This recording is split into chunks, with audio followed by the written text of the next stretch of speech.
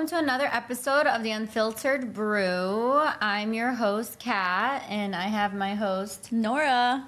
And today, it's January, and everyone's locked in. The gyms are packed, and February, everyth's a ghost town. So today's guest, we have Stefanie Tsengas. She's a certified personal coach, a strength coach, a lifestyle coach. Stefanie, welcome to Unfiltered Brew. Welcome. I'm so excited to be here. I know we've been talking about doing this for a while. Very long time. I'm so happy that you're here with us today. So tell us, we want to know your story. I always ponder when I get that question because we have the long story, we have the short one. I've been in fitness for a very long time. So prior to me being a coach, I was an athlete, was pretty much my whole background. Track, soccer, that was like my story, right? And that was like a really big defining season of my life that made me who I am today. I always say that people that used to be athletes in some capacity do understand like the discipline, the drive, the grit, what you learn from going through that. And when I made a decision to not continue that era of my life, I got into bodybuilding competitions. Was this like after a high school? Yeah. I kind of had this moment where I was like, okay, I either continue to be a college athlete or I go a different route. And there's some reasons for why I made the decision I did. And I always look back, it's always like what if I did this? But I do think everything in our life happens for a reason, right? If I didn't do what I did, I wouldn't be where I am now. So essentially, when I decided to not pursue track in college, I was like, okay, well, I can't sit still. So I got into bodybuilding competitions, and that was like a really big, I guess you can say, defining moment of getting into fitness, because even though I was an athlete, I wasn't training in the gym in the way that I am now, right? So got into bodybuilding competitions, learned a lot through that. I feel like a lot of times people go into college and, we have the college lifestyle, we're doing Were the you things. a trainer, a certified trainer at the time when you got into, or were you exploring becoming a personal trainer when you were getting into bodybuilding? Yeah.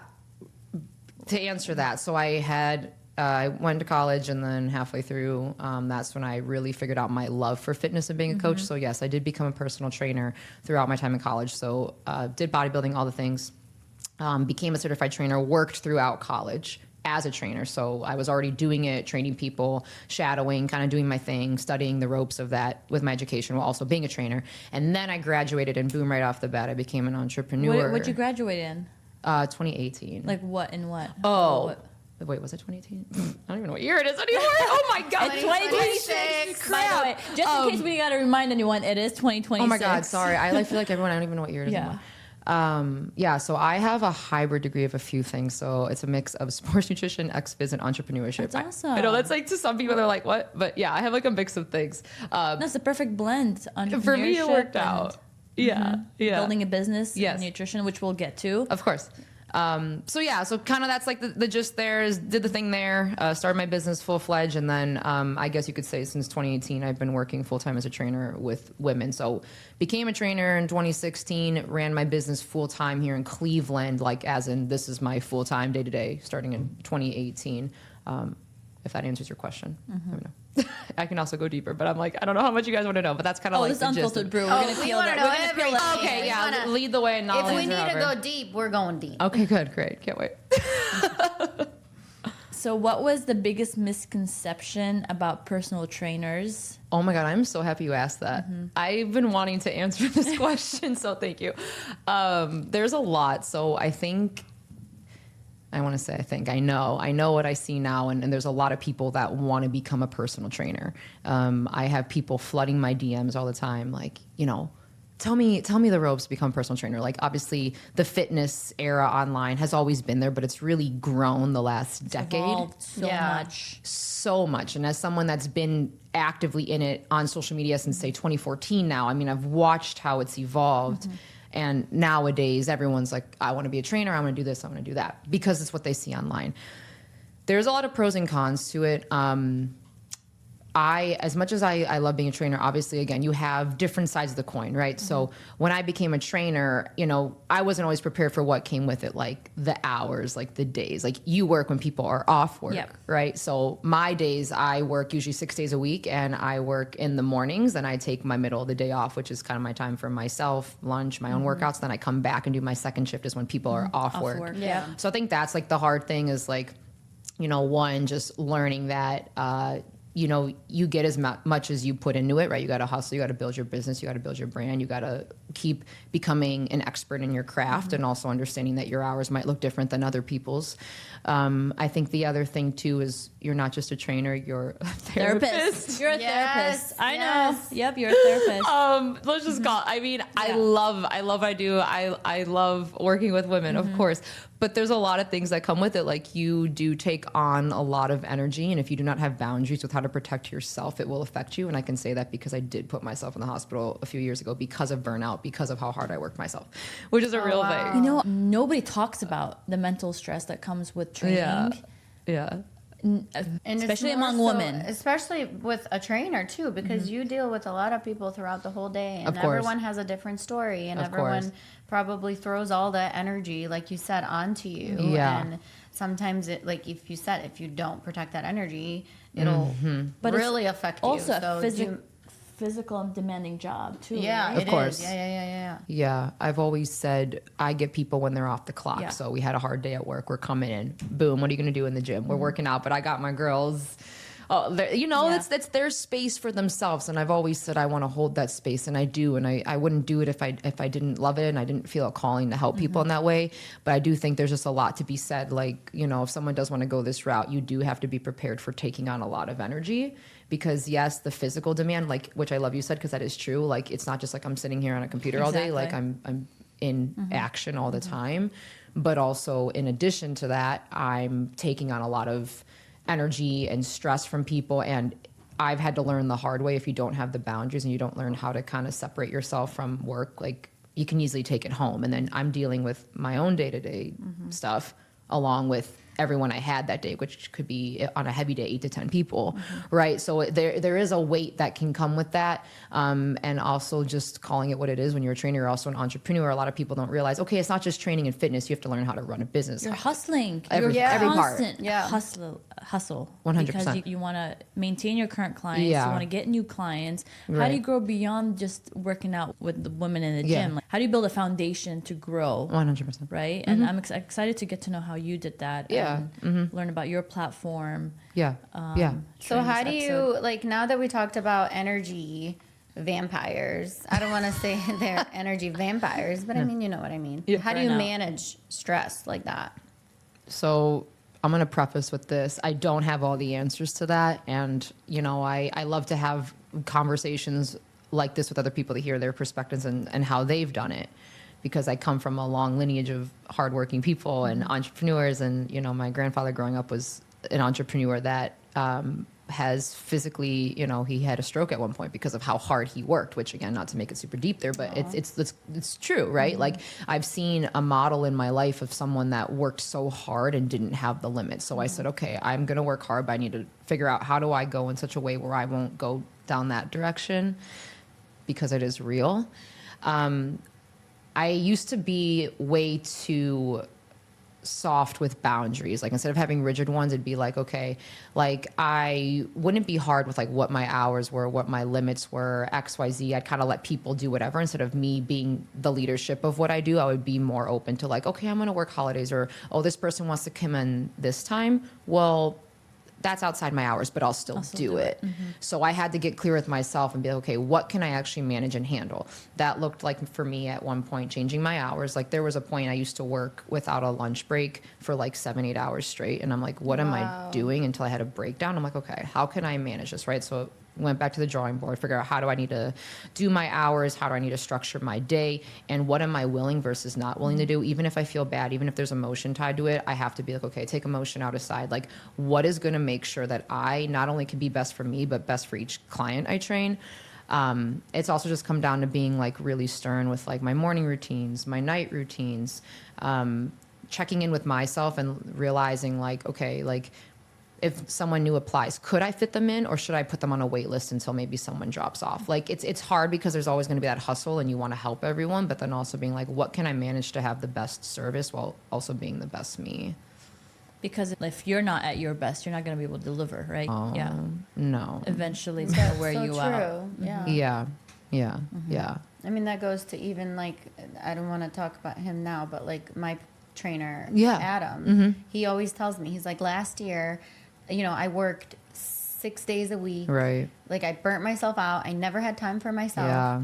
And he loves what he does. He loves Of all the course. clients and everything. Yeah. But like you have to make that time for yourself. Like Right, you make right. time for everyone else.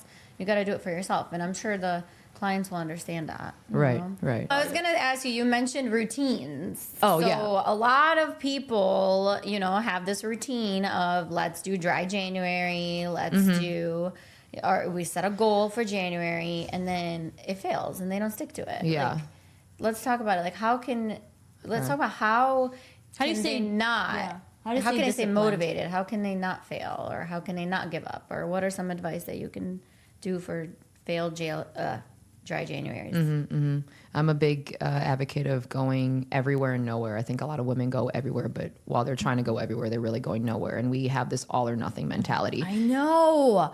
It kills me. I tell there's a few people in my circle that Yeah. have this mentality of like all or nothing. I'm like, you 100%. can't, that's not sustainable. It's not Yeah. sustainable, and it's basically your formula to fail. 100%. I'm guilty of that a little bit too. Yeah. A lot of people are. Circle. Yeah. You're one of them. I literally call you want out, it but now. it's like, okay, sorry. I want it now. And if I don't get it, I don't get it. I don't want it. She'll go like, I'm over it. Just threw you under the bus. It's okay. Yeah. No, I actually think this is really important to discuss because I'm constantly having conversations with women, especially the calls I've had in this part of the year. The conversation of all or nothing is very real. It's really applicable because it's like, okay, like I see a lot of, like you said, there's dry January, like goals in the new year. We also see a lot of 75 hard in the beginning of the year. Yeah. Okay, unpopular opinion, maybe I'm not a huge fan of it. But this is why. I think it has a lot We of, want your unpopular opinions you do on here. Yes. Okay, This then I'm is- gonna, yeah. Please share them all. I think people, if you do too much too soon, you just try to hit everything balls to the wall, you will burn out and then you're going to go back to square one. My biggest thing is how do I get from point A to B with structure and system that's going to last me beyond, say, 75 days or 1 month. I think everyone tries to do, okay, let me go balls to the wall with my macros and my dieting and like, let me just Zero get carbs, yes, keto. everything. It's not, we Low try fat. to. I've done keto. I do low carb right now. Okay. It works for me. Like, literally Yeah. works for my body. And I think that is the thing too. Like I'm really, I watch how I say things when it comes to fitness on conversations like this because I'm a big advocate of it's not a one size fits all. Things aren't black and white. Like unless I have someone in front of me, I'm not going to say exactly this is what you should do unless I'm like sitting with you one on one and we're going to look at you. Because if someone tells you something is you should do this because this is what you should do or this person did this or this is what I see online, it's BS in my opinion. Because what works for my body and It's my not going to work biology. for everybody. Right. You could say bullshit. Okay, I wasn't sure if I was We're allowed to swear. unfiltered. Okay, you know what? You are called unfiltered. I should have Yes, asked. I was we like, can I? are I'm like, unfiltered. I like swear all the time. I'm like, can I like cuss? Please on don't here? be saying BS. Okay, Say okay, thank God. bullshit. Okay, well then yes. So I'll keep that for the future of this because it'll probably come out a lot more now. But yeah, I always say the word structure and system. I think it's really making sure like you do have a plan. We do know, okay, what's my goal 3, 6, 12 months out, right? Okay, this is where I want to be by these pillars. If I just go and I hit everything balls to the wall all at once, your body will burn out. Because think about it like this. If I'm going to go and do 75 hard, that's 75 days. I'm not going to do that 365 days. So what happens after 75 days? Okay, cool. I accomplish this. Well, then I slowly just revert back to where I was prior. It's the same thing if I just go no carb or crash my calories or I'm gonna go to the gym 6 days a week. Well, we all know that life is life. Life's gonna life all the time. Like that's not sustainable all year. So how do I create things right off the start? Like I'm really big with women. Like let's be realistic at your life, not just what it looks like this month, but what will it maybe look like 6 months from now? How do we find a plan that's gonna be sustainable from getting you from point A to B that you're actually gonna commit and you're not gonna burn out and say, I hate this shit. Yeah. And every woman's different job, Yeah. different lifestyle, Right. Yeah. travel, Yeah. kids. So Yeah, like you that's said, true. not one size fits all. And so how do you advise women to build these sustainable systems? How do you go about it?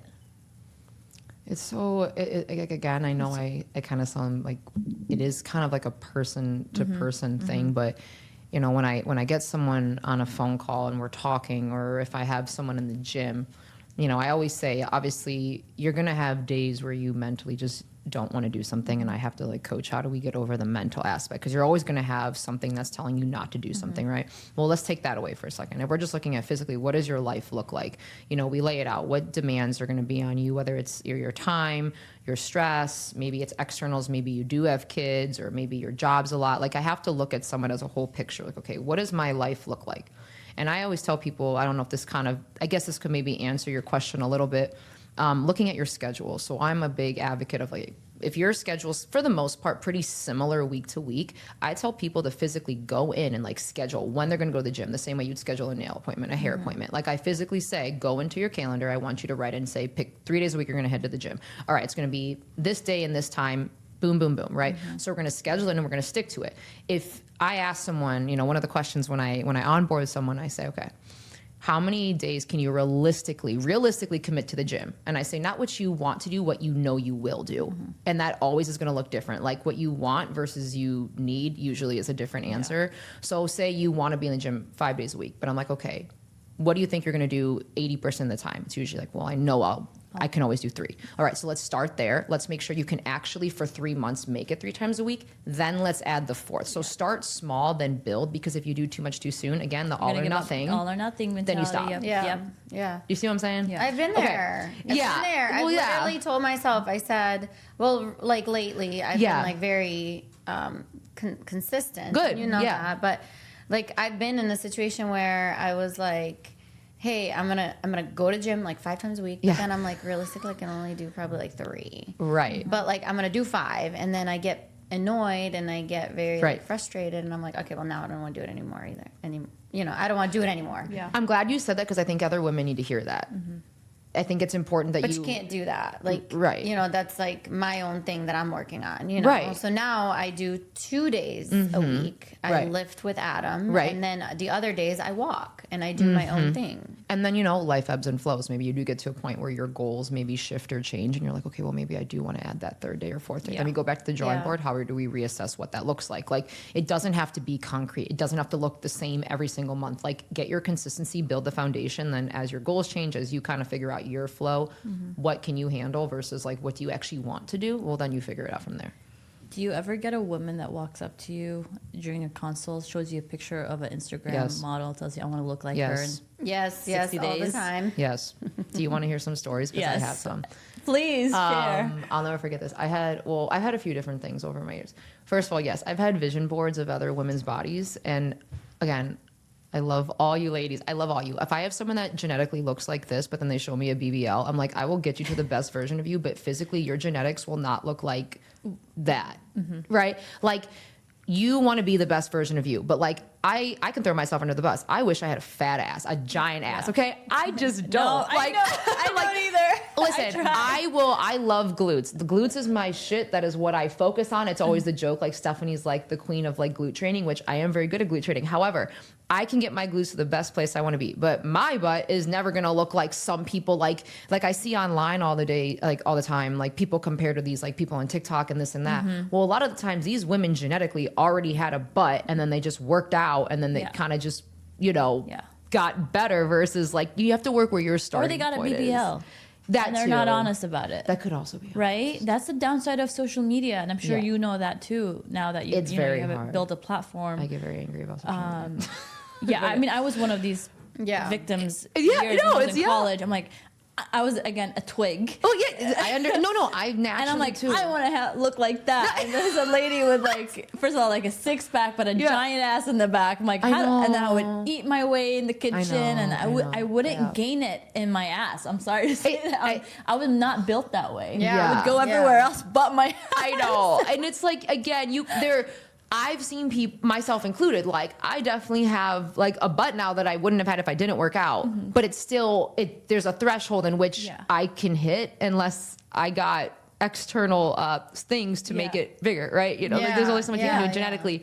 But yeah, so to answer your question, yes, I do always get vision board pictures and stuff like that. I've had I once had someone come in saying she wanted to increase her cup size with me of her boobs. She was like, maybe, I don't know, like a B. She's like, my goal by the end of this training is my work with you is I'm a size D. I said, That's kind of crazy. I said, I'm not the right person not you a- should be seeing. She must be lost. Yeah. I was like, I don't think I can make your boobs bigger, but like, I will.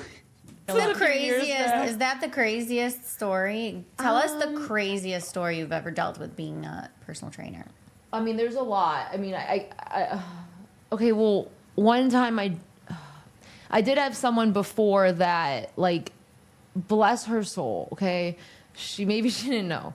So she's like, this is kind of what I want to have done. And I'll never forget, she had a marker and she, like, drew where she wants the fat gone, like as if I'm going to cut it like a plastic surgeon. So she literally outlined on her body, like, this is, like, what I want to look like. She's, like, basically got, like, almost naked. She's like, this is what I want. And I'm like, oh, no. I said, okay.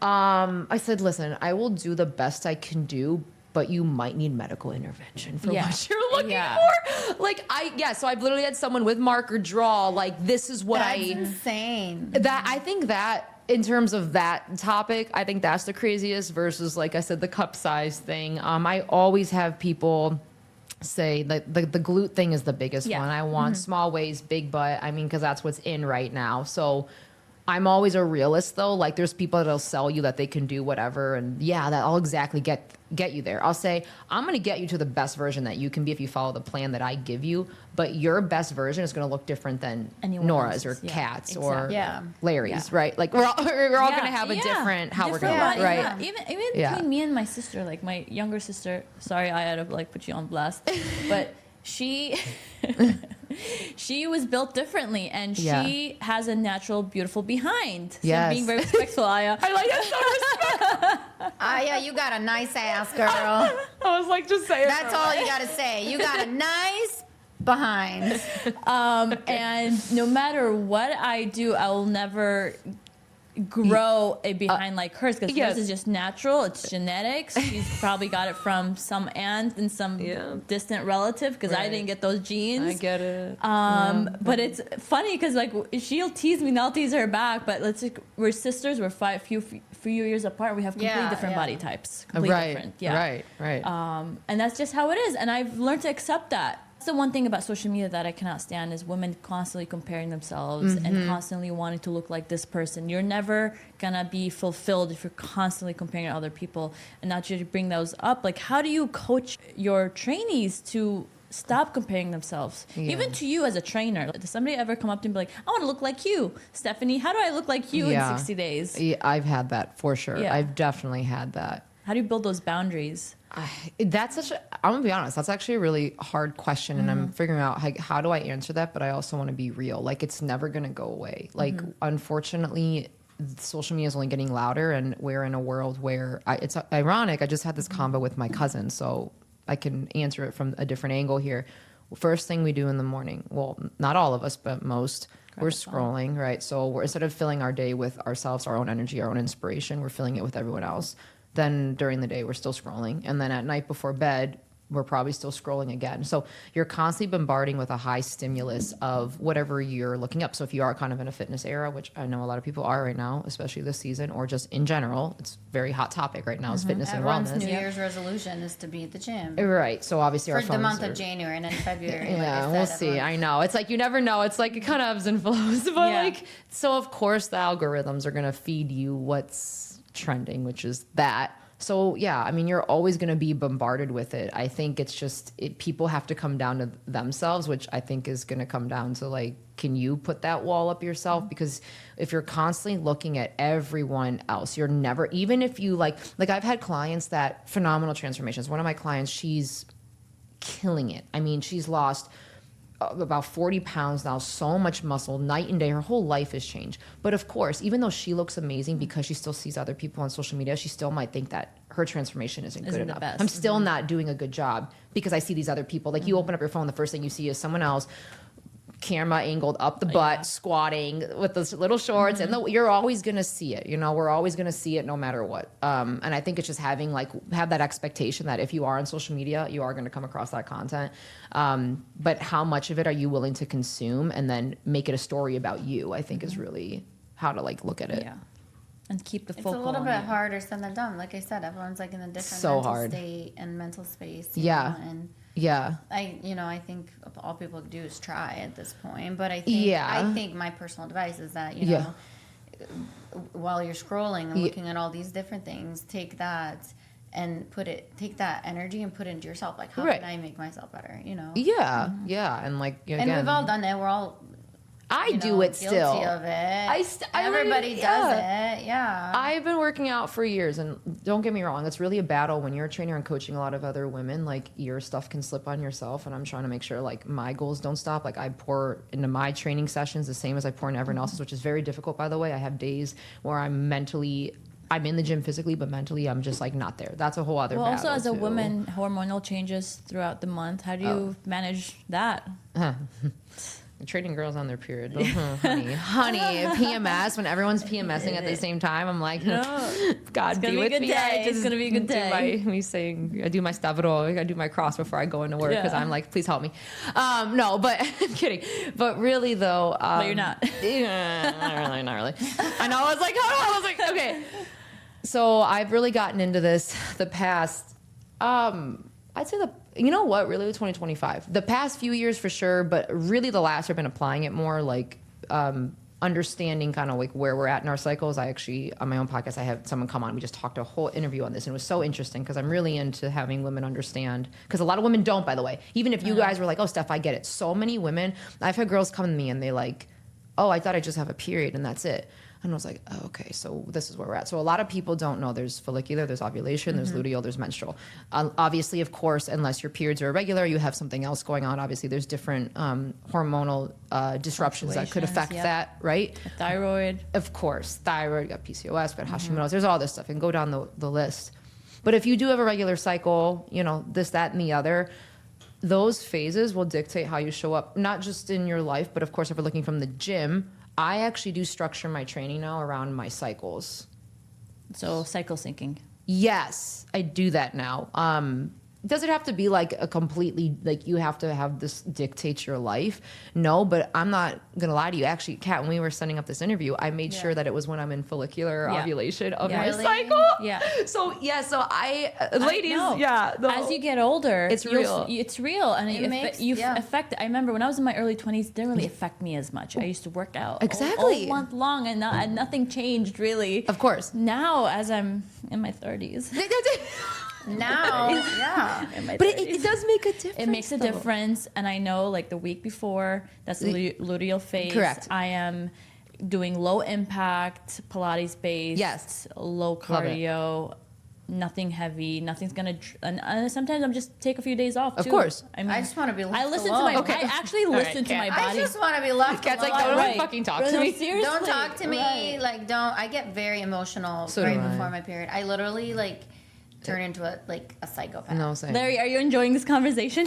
He's Sometimes like, yes. I do, and it's true. I'm just Yes. like, leave me alone. Just don't talk to me. I think there's two. I think when you knowledge is power, right? So if you have an understanding of, okay, this is where my hormones are before my cycle, or I'm sorry, before my period in general, there's more freedom, right? Because we think we have to push through the same level that men do, which is not true or realistic. If I have to hold myself to an expectation of how maybe like a guy's going to be throughout the month and how they're going to push and how their energy is going to be, like I used to have this really big pressure on myself in the gym, like right before my cycle, like I'm just weaker. I feel like shit. I'm not in the same space that I am maybe in a different phase of my cycle. So what's given me more freedom and also working with my body is like I track everything. I'm like, okay, I know I'm about to get my period in a week. How can I adjust my training so I still feel empowered in my workouts, but I also have the freedom to be like, hey, it's okay if like I'm not moving at the intensity this week that maybe I will in 2 weeks from now.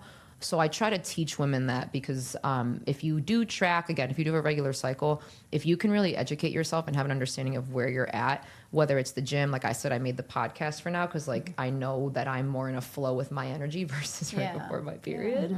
It's actually made a huge difference in how I show up as a business owner and as a fitness person. Absolutely. So, I completely agree. Yeah. It changed my whole mindset when I started learning about my hormones. Because I have a hypothyroid. Okay. Yes. Okay. I got diagnosed when I was 17. Understand all that. Yeah. And I remember when the doctor diagnosed me, I'm like, what? What is that? Right. Yeah. And I had to go home, do my research. And I didn't really...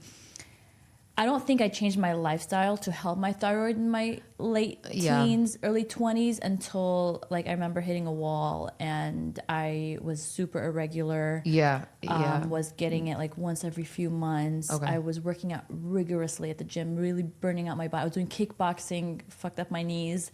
Didn't really care of my wellness on the inside until later. When I was like 23, 24, I started to learn more about what a hypothyroid, how to manage it with certain foods, how to avoid certain things. Love that. Changed my life, really. And I have to say, like I told Kat, like, I feel like I'm in the best shape of my life internally and externally. I love that.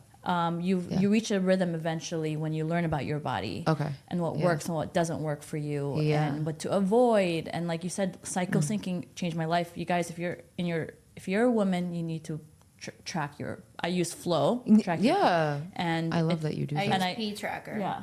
Okay. Changed the way I eat, the way I live, the way I work out, the way I deal with people when I know when to avoid people, okay? No, but like Oh, she knows, I know. I mean, We're both like, but by the you way, and I are literally on the same cycle. We are. Most of the time. Now we just went to Miami and then you were on the same same. No, I know. In Miami. in Miami. Yes. Oh, that's so. I'm sorry. I'm like, But we're so a day sorry. But that's apart. okay. We were fine though. It's okay. Okay. We were good. I'm glad that it We worked out. psychopaths. Isn't that crazy though? Like, I was just talking to my friend Dr. Barry about this in our conversation, and we were like, whoever you're around, everyone's on their period at the same time. All my She clients, waters me, I water her. honey. Yes. When we first met, we were like a week apart. Somehow now we've merged. Now we've like 3 days apart. Isn't that crazy? I know. Now we're gonna it's be on the same day. I think it's something about the chemical and being around. Isn't that like a whole thing? Maybe it's like how people talk. People, so there's nothing in the literature or science that will prove it. However, I still think it's true. So like, if you want to get science-based, whatever. I'm like, whatever. There's an actual name for it. I think it's called the McClinton effect. If I'm wrong, correct me, but I'm pretty sure it's what it's called. Help me. Because I was just looking into this I recently. can look it up. McClinton? McClinton. It's like when your periods sync together. Is it McClinton or am I wrong? I think I misspelled. I forgot the exact. There's like a term though that like if we all like Should we ask if we're Siri? around, you can ask Siri. Ask Siri ChatGPT. might know. I know ChatGPT. Oh no, right here. McClintock. McClintock. Yeah. The theory that women living in close proximity, like roommates, synchronize their menstrual cycles. Yeah. I know people that go on bachelorette trips and they come back and everyone's They're all on around their the period. It's period so, at the same time, or what's it called? When you're in sororities or whatever may have you. Like, this is a real thing for sure. I think so, at least. I mean, again, whatever it is, hormones are wild, so just be aware of them. And I wish men took more time I know. to understand women's hormones. They And don't- why we get a little Listen, chaotic these every month. days, I know. men don't have periods, but they do. Honey, I'm sorry, but I agree with that. princesses have periods these days. Tell me. I know. I think some guys do have a period. They don't want to admit it, but there's something going on, whatever you want to call it. Is there a man period? I mean, there might be. Shit. I think there is. I think there might be. there is. They don't There have could to be. necessarily show it But, physically, but I'm sure that something happens. Something's wrong chemically. with them. Yeah. There's a lot probably Internally. wrong chemically. It's okay. I'm just kidding. So, how important is diet when it comes to reaching your fitness goals, nutrition? I think it's. And I hate to use the word diet because everybody thinks diet is some sort of like scary word. I'm saying just lifestyle, nutrition, how you eat. I'm sorry, but I do think diet is more important than training. I think training's very important. Obviously, I'm a trainer, so I'm going to say that. You have to pair them together. Like, one can't exist without the other if you're trying to reach your goals. I know a lot of people that will be really eating well, right? But if you're trying to, like, obviously get to a certain look aesthetically, right, you have to build skeletal muscle mass, which is going to come down from doing work in the gym. out. But then here's the thing about the gym. When you're in the gym, yes, you have to train properly. There is a way to train right. That would have to be a whole other conversation if I talk about like the mechanics of that, right? But yes, training correctly. But what happens in the gym? Well, I break down muscle. I go to what we call catabolic, right? So people think I had a really hard workout. I'm sore. My muscle's growing. Wrong. You break down your muscle. You want to fatigue it. You want to push it. You want to cause the body to force to change, right? So I want to conduct training sessions in a way where my body has no other choice but to grow back stronger, change. Well, how does it grow back stronger? Through what I eat. Fuel. So the recovery is where muscle grows. You don't grow your muscle in the gym. You grow your muscle outside the gym when it's recovering. Well, recovery comes from managing sleep, stress, and diet, right? So if those three things are not taken care of, well, then it doesn't really matter what you do in the gym. I have clients that'll be in the gym all the time, but if they're staying in more catabolic versus anabolic, just think of anabolic as in, you know, we won't get into the nitty gritty, but as I'm building, right? So I say all that to say, like, you will just be in a constant state of breakdown. So if I'm overtraining and under eating, one, you're going to fuck up your hormones. But two, you're probably not going to get to where you want to be. So yes, I would say, I do think training is important, but I do think nutrition is more important. Cause again, I have girls that,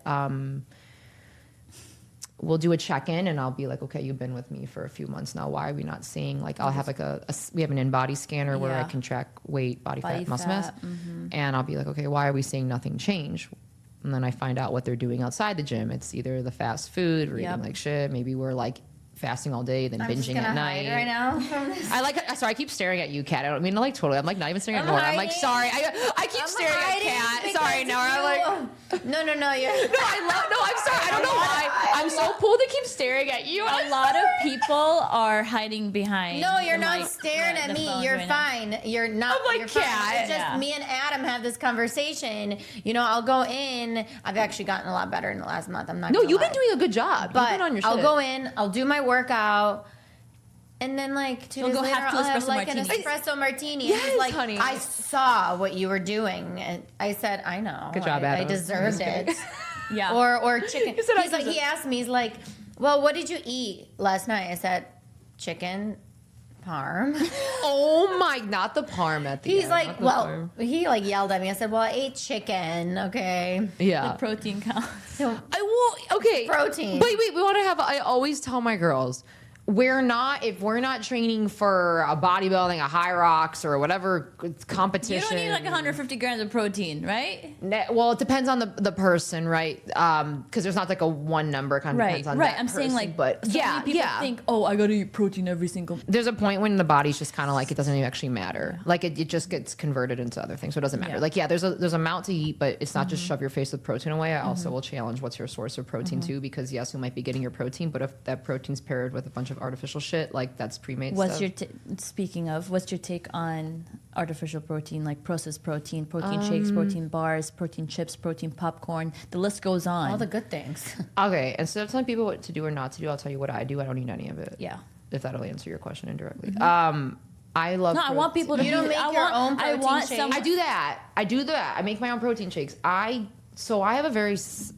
Pre-made protein shakes. Pre-made protein shakes. I don't. But that they're not bad. There's good I don't brands. really drink that either. Do you? No, I have, but I'll be honest. I'm the same way. I cut all of. I used to drink those. I cut them out, and my gut health has transformed. That's the thing, though. I feel like I've built like a metal gut. For real. God, after cutting out all the bullshit. This is protein bars.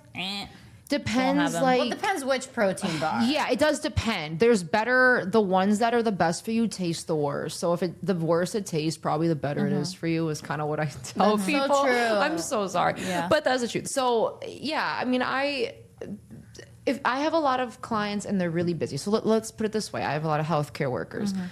They are first of all, bless my nurses, bless all you out there. I know how hard they work. They come in. I have girls that work at 12. They come into me right after. Like, it's dedication as fuck. I love it. But it's a lot for them. They're tired. They don't want to cook. Well, what do we want to do when you... And you don't have to just be healthcare. I'm bringing them up because I do get a lot of those, so I do know kind of where they're at.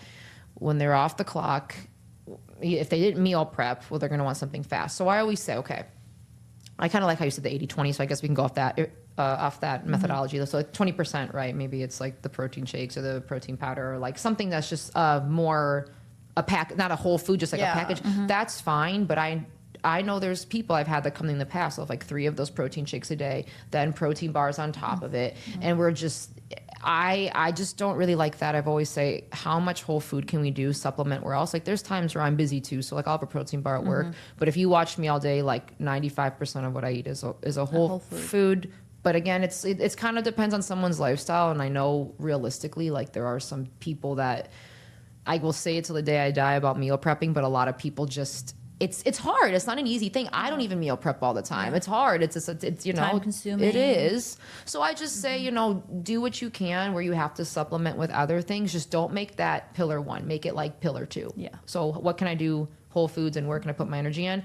Where I need assistance, then How many times do you think people should eat a day where it's like so healthy and feeding You know how your body, they would say breakfast is the most important it is, I think. meal of the day. Well, I always skip is. breakfast. For it women, makes me feel I don't think better though when I like fast. See a my little bit. face? Oh, Kat, Yeah, we're but, gonna speak like, to you this whole convo. I fast. She's having her wait, Kat. Okay, This wait. is a consult right I know. here. I'm like, I feel like I'm in a nutrition Fasting. Intervention. Yes. So my girls, I crack up when I have check-ins from my clients, my online or my in-person. They're like, I eat breakfast, because they're like so proud to tell me, because I'm a psychopath. I post about it all the time. Yeah. I'm like a stickler about breakfast. Obviously, okay, to all you listening that are night shift workers, obviously this is a little bit different for you. So let's just take, because again, it's not person to person, it's not black and white. I have a lot general. of, yeah. We're going to generalize here. So general, without your individual situation. To answer how many times you eat a day, I don't think there's a magic number, and I get really, like I said, I'm cautious on how I say things too black and white, because again, it does depend. For me, I eat about 3 times a day, then I have like maybe 1 or 2 snacks within that. That's my thing.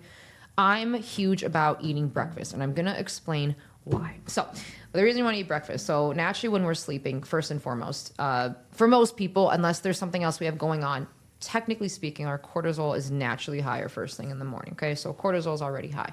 Well, what do people do when they first wake up? So cortisol is already high, we're rushing around in the morning, we have coffee, boom, right off the bat. You just added more cortisol on top of already high cortisol, okay? So now we're already in that state of high cortisol, which can lead to a lot of other issues when it comes to people struggling to lose weight, all these other things, okay? So we won't get into the nitty-gritty. So I'm already big about you need to eat before having coffee, 100%, because you want to balance your blood sugar. So I've been doing it wrong the whole entire time. Yes, and everyone does it. So everyone has well, here's the thing. I think it's just like a vibe. Like in the morning, like I want to have my coffee. Yeah. I get it, because I did that for a while too, and I was wondering, why am I so anxious? When It's very true. And every I time get it's funny. anxiety, too. I actually, for real, I literally get getting it. anxiety. My heart starts pumping. Oh, and well, there you go. I've even told you before. I said, I'm like, Yeah, that'll cut do the, it. yeah, and I'm like, cut the caffeine. I'm so glad you're so honest. Thank you for being so vulnerable Yeah. and sharing how your testament to like. No, how I'm just I know, being because I want people to hear it. honest, I need people to hear that. Yeah. Today, actually, I had breakfast. I don't have. I'm not gonna lie. I don't have breakfast every single day, but the days where I do, I feel the difference. I feel the difference in, first of all, my hunger cues. I was about to say that. They come sooner, and I become hangrier because of the high cortisol and the coffee. I try to have breakfast like at least by 10 o'clock. I think it's not the fact that I don't have breakfast. Like I do have breakfast sometimes. Yeah. It's just like if I'm like in a rush, I have a whole day ahead of me. I'll get up, I'll go to the gym, I'll have my water, I'll have a glass of water every morning. Yeah, that's good. And I'll go to the gym. By the time I come back, shower, get ready for work, it's already like 12 o'clock. So technically that's like lunch. Yeah, so by the time then you're I'll eating, have like eggs. I'll make eggs before I go. Like egg whites. Well, I texted. What did I text you today? She texted me. She said, "Make sure you eat. We have a long day." And I did. I made eggs and I ate a protein yogurt. Which the oil is 15 grams. I wanted to make sure because we usually like when we shoot our morning podcast like early morning, like around 10 or 11, we both skip breakfast. And today I told him like be sure to eat. I feel so much better that I eat breakfast though. Well, for sure. Like I ate eggs. Yeah. No, good. I love eggs. I know. I'm glad you love eggs. obsessed with eggs. I'm so happy that you love eggs. You guys, I'll get off work She at loves like eggs. She loves I eggs. love eggs. I'll Great. get off at work in Love the it. morning at like 1 o'clock. Okay. 1 a.m. Yeah. I'll make eggs when I get home. Good. Like, who the fuck makes eggs? That's at 1 in the morning? that's incredible. I'm so proud of you. No, because that's really good. Anyways, Sorry. No. I love that you love Round of eggs. applause for Kat, guys. I'm so glad you please. love eggs. No, eggs are great. Turn into a damn egg. Okay. No, that's so good. Guys, I'm so we happy. saw an ad the other day. We know egg prices have been High. high. I'm not even kidding. There was a giant billboard that said I like it. a dozen eggs were 99 cents at, I think, Mark's. Good. Okay, there you go, So Kat. maybe that's, you can go I there. love it. You should go Can there I just after. tell you a quick story about my egg thing? And now I'm trying to figure out what that means. Okay. So I Yes. came home from work the other day. It was like 12:30, 1 Right. o'clock. And I was craving an egg. Okay. So I made one egg. Okay. And it had 2 yolks in it. That's incredible. And That's I was like that's a good wondering sign. what spirit. I don't even. It's say good that. luck. It's, I mean, She said twins. I'm not even no, pregnant. Wait, what? I'm not pregnant. This is the reveal. The eggs would have been twins, right? Oh, I thought you said I'm having twins. No, I said they're girls. Okay, all right. You No, know, thank you. Okay, No, thank let's you. stop talking about eggs. No, but anyway. What? Guys, I don't know what that means. Is that good luck? I don't know. I don't. That's not my field. I'm not sure. I can tell you about the protein content of the egg. I can't really tell you its spiritual significance. But yeah. You didn't text me about that. I feel like I was left out. I swear I told you about that. Yes, I did. I swear to God. I would love to read your guys' text conversation. I swear I texted you. Did I text you? Maybe I didn't. It just happened. Yeah, like 3 days ago. that's really good. Our texts get really wild because we'd be talking about like something serious, and then she'd just say something completely off the wall. Like, It's okay. Not related. You need that friend. You need that friend in all your Yeah. combos. But it is good that you eat eggs because what I was going to say is like that's a good protein and fat source, and like what people don't know is in the morning You're first so thing. cute. No, I love that she supports She's you. so cute. I love that she's she's like my supporter. No, she needs that. She wants you to eat eggs as you should. Like, good for you. Like, this is important to know because a lot of my girls don't eat eggs. Literally, some people it's a texture thing, but it comes down to just like protein and fat because you want to balance your blood sugar throughout the day. So what people do in the morning first thing is like either they eat nothing or they have something high carb. Oh, I'm just gonna have a fruit real quick, or I'm have something that's just carb or like a smoothie. something. Yeah, I actually don't always like unless you're training right after. If you're training right after, good. If it's like maybe not going to train for hours, if I'm spiking insulin like boom right off the bat, it's like spike then crash. Drop. You want something that keeps your blood sugar stable because if I have a high spike and then I crash, that's when I start to get hungry again. This and that. So the girls I have that don't eat breakfast are the same ones that binge later in the end of the day. So keep that in mind. So if you don't eat breakfast and then you wait, then you're maybe not hungry. Well, then at night, I have this with a client. We had a recent conversation. She was binging 2,000-3,000 calories all at night because she was hungry all day. Basically started to almost unintentionally fast. But it's like when you eat in the morning, you actually create the hunger cue. So my body knows when to get hungry because I start my metabolism in the morning, and I'm also eating something that's more. Not that I won't have carbs in the morning. I do love carbs. It's just protein and fat are important because I'm going to stabilize the blood sugar, keep myself satiated throughout the day. So at night, it's not like boom, I'm starving. I'm going to eat. I'm going to go to the store and buy 1 million bags of chips and shove my face. Yeah. Right. I used to be guilty. Okay. I used to be guilty. By the way, What? Can we make an edit of her just saying I like eggs? I love eggs. Give me eggs every day. I want all kinds of eggs. and then Larry can add some music, please. And then it'll be just a little beat drop. Of music. I like eggs. In an egg. I want to be inside of an egg. Okay. You were. I was like, There were eggs at one point. That's how we started, as an egg. That's a real thing. Yeah, if you want to get love down. So what diets? No, wait, before we Okay, wait. skip the eggs, Yeah, how I'm many like, eggs do you have in the morning? for me, 2 to 3. Okay. Okay. Do you have them with the yolks?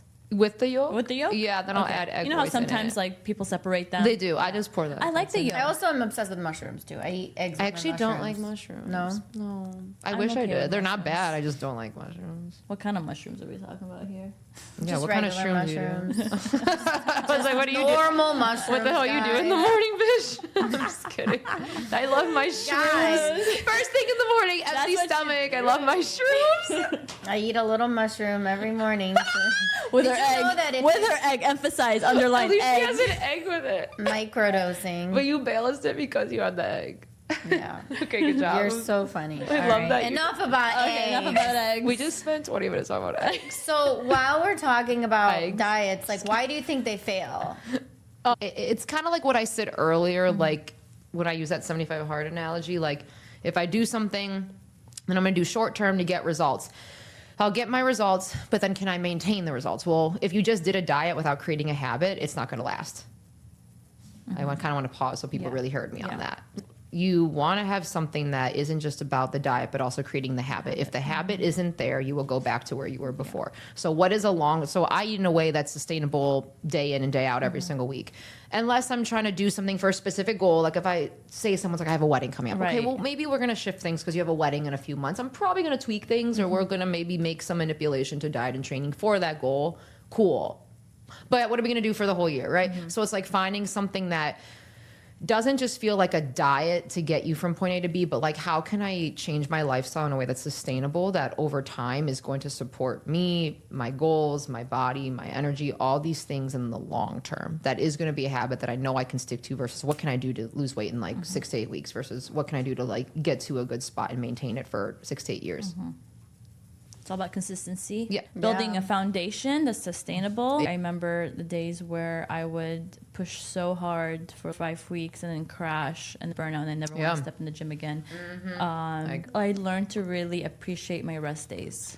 People that don't rest out of the gym, like, what are you doing? What are you doing to your joints? Your like, eventually you're gonna hit a wall. Yeah, you need to have rest days. I learned. You emphasize those, right, with your clients. 100%. Yeah, because I used to not take them, and that worked backfired for me. So yes, we all you gotta live through it to learn. Overtraining is not the move. You have to. Gone are the days. Eventually, your body, eventually, if you continue going and going and going, your body will just eventually just give out, and that's when you have to like rest. I'll challenge two women that less is more. I just posted about this recently, and it sparked a lot of conversation. So if it's cool, I might want to go on that with you guys, because I do think women need to hear that we are always like, we have to do a million things. I have to be in the gym. I have to hit all my steps. I got to be in the gym. I got to go to this workout class, go to this Zumba class, go to this weight training class. I got to go to Pilates, go to yoga, get my smoothie, get my matcha, all of it. Women, what about mothers?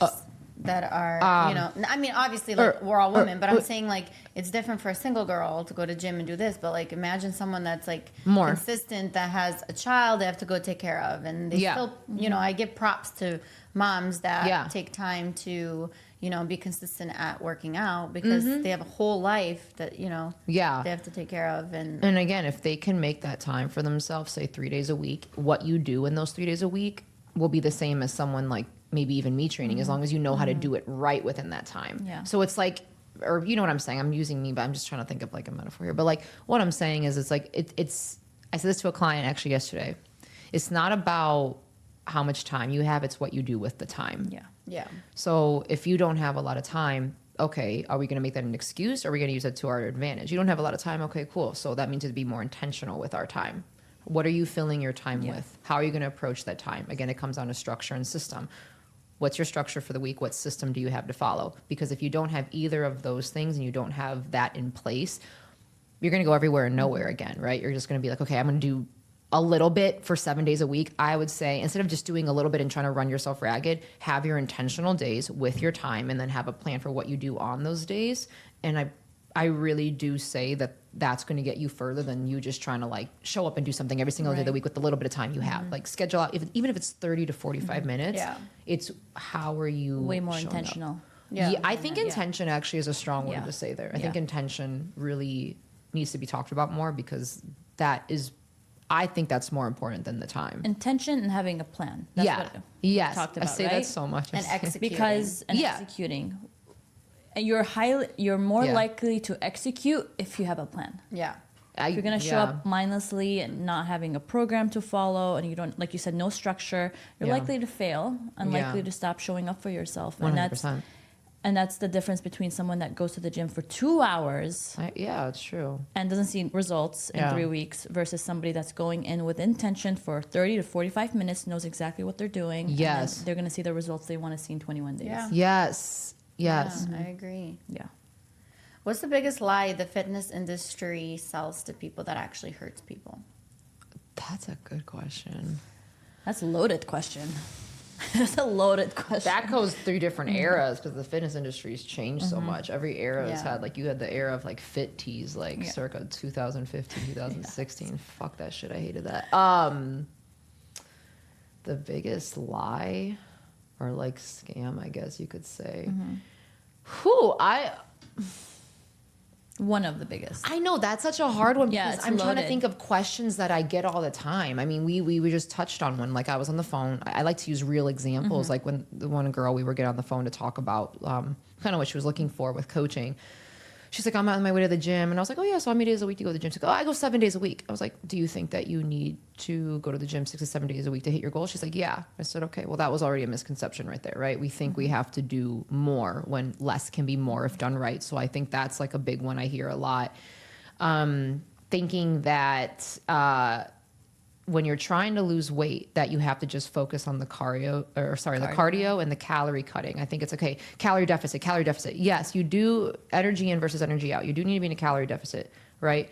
But sometimes I have girls that have the best results when they stop stressing so much about all the calories and about hitting cardio forever. When you focus more on weight training than cardio, you actually see better results. Like if my girls focus on getting in the gym, building their foundation, progressing from there, and really going hard with intention in their workouts, their before and afters, like I have a before and after of a client. I always show her as an example. And I show the picture to people. I say, okay, this is one of my clients. If I show you this picture, I'll show it to you guys after this. How much weight do you think she lost? I always get 20 to 30 plus pounds. It was like 5. It was 2. And it was 2 pounds. She looks like she lost 30. I had that client eating more. She was training in the gym 4 to 5 days a week. And that was it. There was like barely any cardio. It was cardio more for fun, not because she was killing herself. Like, oh, I want to do cardio. I want to warm up. I want to go on a walk. That's fine. Cool. But not doing it because I feel like I have to do something. So I think like feeling like I got to like kill myself, doing all the cardio, slashing my calories when it could be much more simple. Like, again, just eating properly, strength training, doing stuff like that. I think that's like a big one. Well, actually about the butts, I think misconception. Yeah. The big booties. I know we talked about it, but it's just like, that really is one. Like, I get really pissed about this. So, okay, can I actually bring up this story? Please do. Because I get a lot of stupid fucking comments online. So bring it, honey. bring it, girl. If I read, me and my cousin Dean, we're gonna have wine and do a video of reading people's stupid comments. Oh my God. He's my favorite. He's wonderful. But because people just say stupid shit online. So one time, so again, I've worked really hard to build my glutes. However, when I'm leaner, my glutes look smaller. If I get more weight on me, my glutes look bigger. Okay. So I was doing a video one day and this person, so my glutes weren't at the level that this person online thought that they should be. And basically she said, why would I take advice from someone that literally has no ass? And like and I got like 4 different comments, like basically saying, you have no ass. Like, I'm really going to listen to you, have no ass. So there's this conception. So what I'm an asshole. Oh, I know. We should have a segment on this. But I'm going to tell you something right now. This is what I hate. And I think that's actually really how I want to answer this. There's girls that don't know shit and they've been working out again. They, like how we said, maybe they naturally have genetically a fatter butt, like they gain more weight in their ass, but some people genetically do have smaller waist, big glutes, wider hips. Like my hips are a little bit wider than maybe someone that has a wider set of hips, genetically, background, whatever. And God bless them. I love that for you. You look great.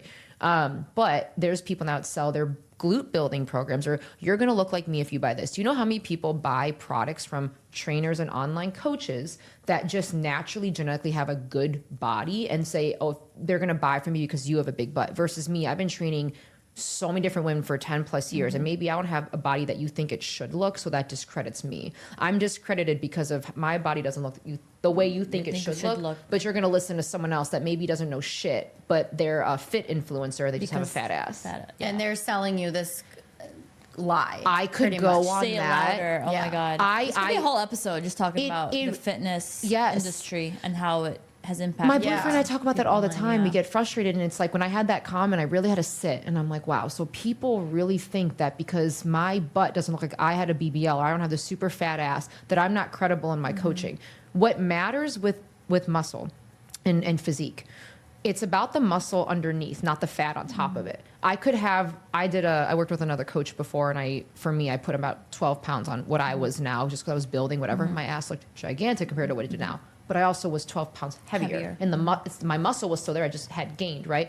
So it's like, I guess what I'm saying is like, to answer what you were saying about the misinformation, it's like just thinking that because what someone looks like, that's a direct correlation to their knowledge and expertise. There's also like a lot of coaches online that have like literally, maybe they're only online, they've never worked with humans real life in person, and they just like think they know everything, right? And that kind of bothers me sometimes, because I'm like, do you actually know how to approach each person to person, or do you just think you know your stuff because you did maybe one bodybuilding competition, or because you naturally have a big butt, right? And that's what's really hard, is there's a lot of information online, and don't just go to someone because you idolize what you see. Go to someone because you know what they can do.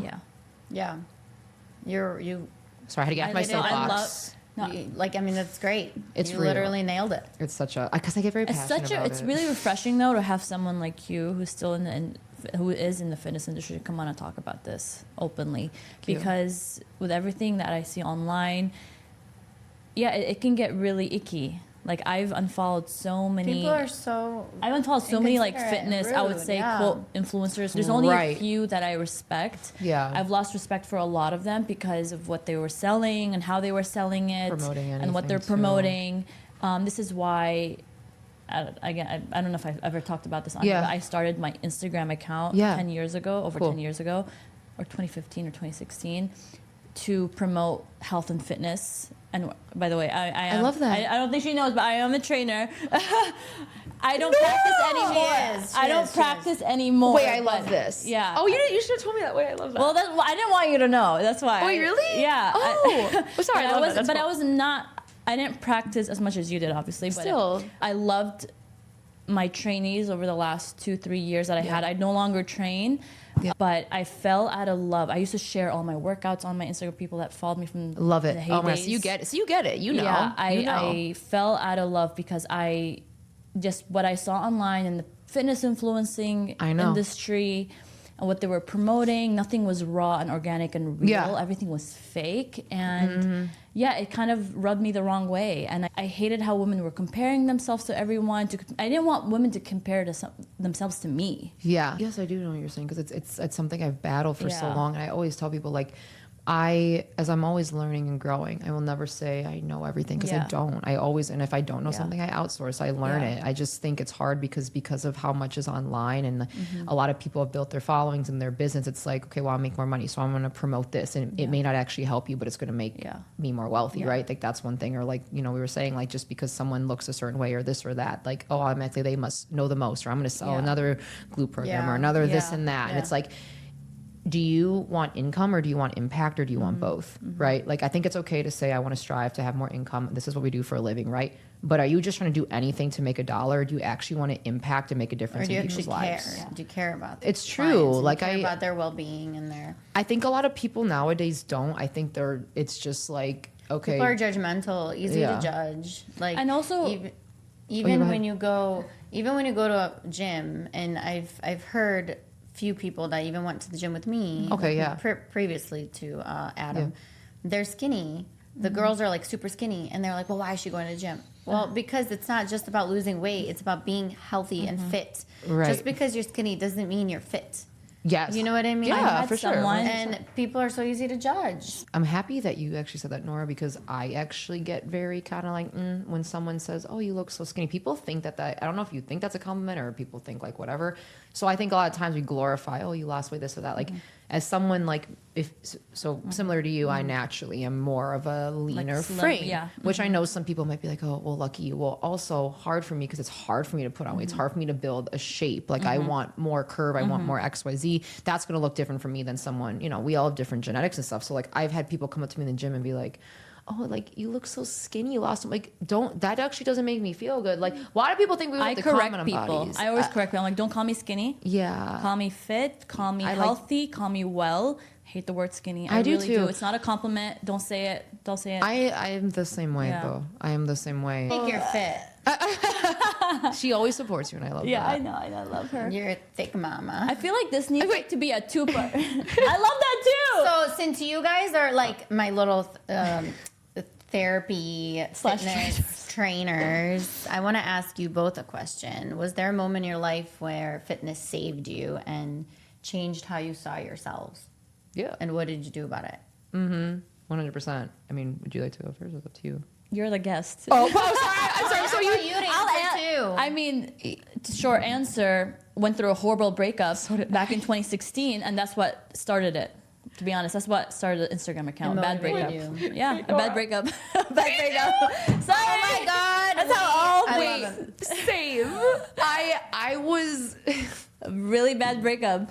Yeah. So, okay. I like I said, I was an athlete. Like I already was into this. I feel like my identity is really tied into my performance, which can actually also bite me in the ass sometimes because I do have that as like a push and pull.